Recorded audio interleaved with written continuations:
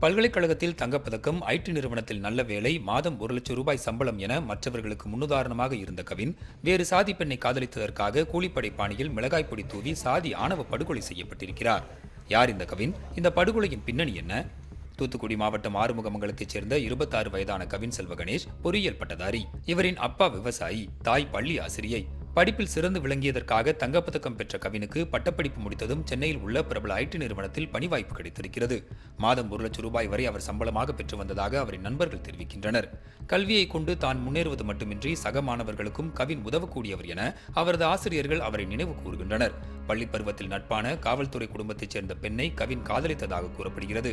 கல்வி வேளையில் சிறந்த நிலையில் இருந்தாலும் வேறு சாதியைச் சேர்ந்தவர் என்ற ஒரே காரணத்திற்காக கவினை அவரது காதலியின் வீட்டில் எச்சரித்துள்ளனர்.